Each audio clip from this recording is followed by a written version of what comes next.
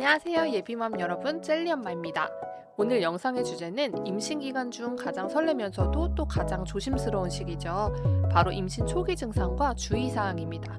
혹시 지금 몸이 좀 이상해서 나 혹시 임신인가? 긴가민가 하시거나 테스트기 두 줄 딱 보고 나서 이제 뭘 해야 하지? 막막하신 분들 계신가요?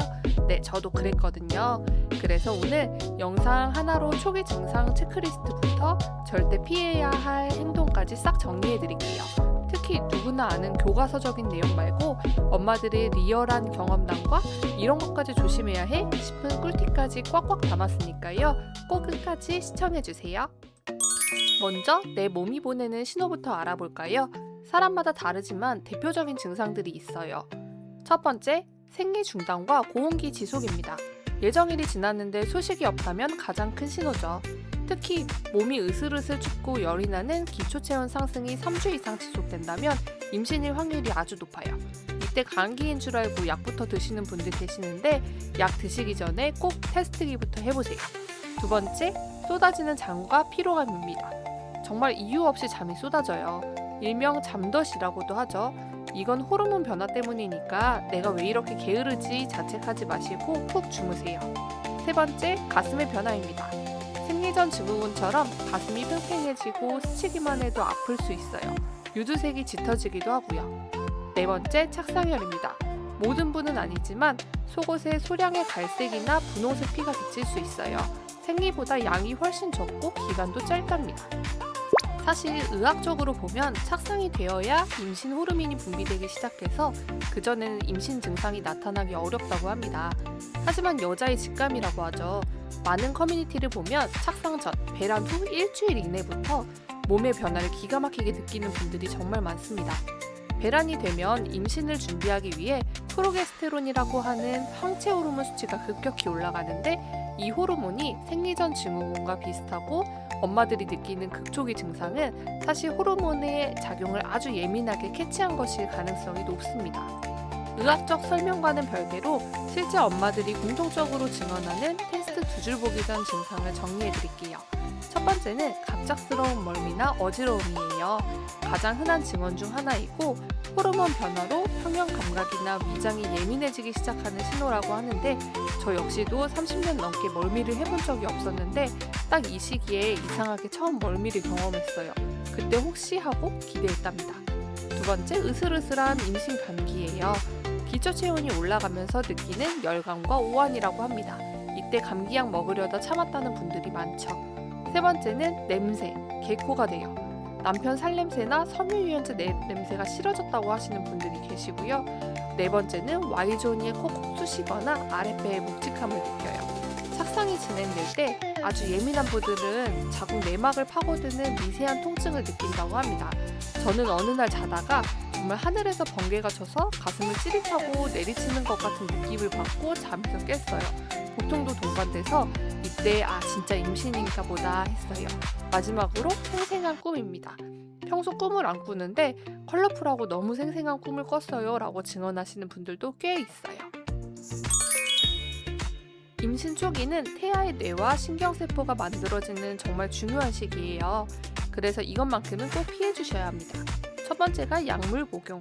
앞서 말씀드린 감기 기운 때문에 감기약을 드시는 경우가 많은데요. 임신 가능성이 있다면 약 먹기 전에 반드시 의사 선생님과 상의하셔야 돼요. 피부과 연고나 파스도 주의가 필요합니다. 두 번째는 고온 노출. 뜨거운 탕에 오래 들어가거나 사우나를 해서 체온이 급격하게 올라가면 태아 신경계 발달에 영향을 줄 수 있어요. 미지근한 물로 가볍게 샤워하는 게 좋습니다.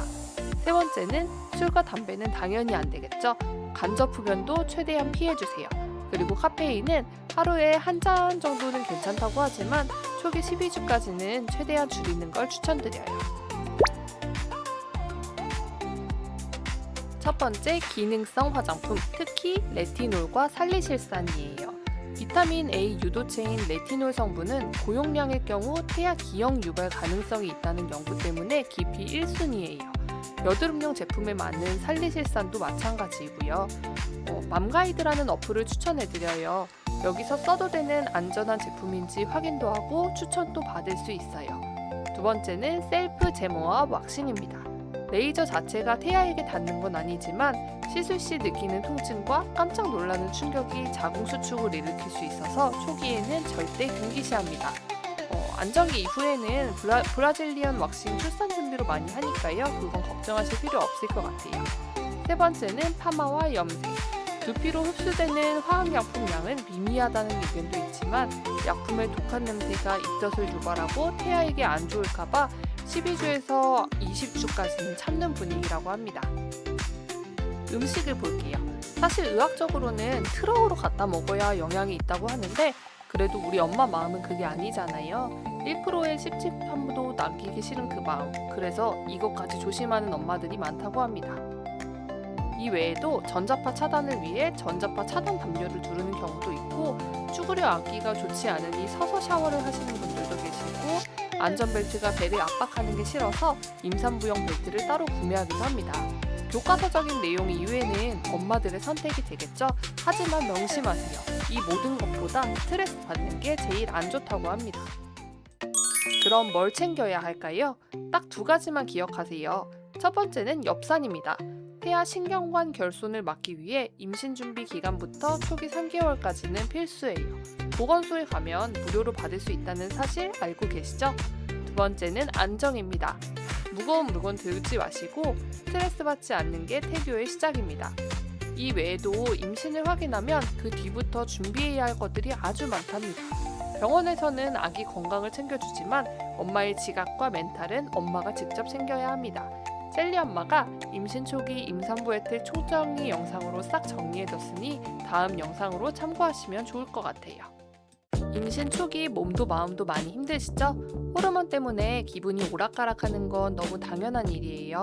내가 왜 이러지 자책하지 마시고 아기가 잘 크고 있구나 생각하면서 편안하게 지내셨으면 좋겠습니다.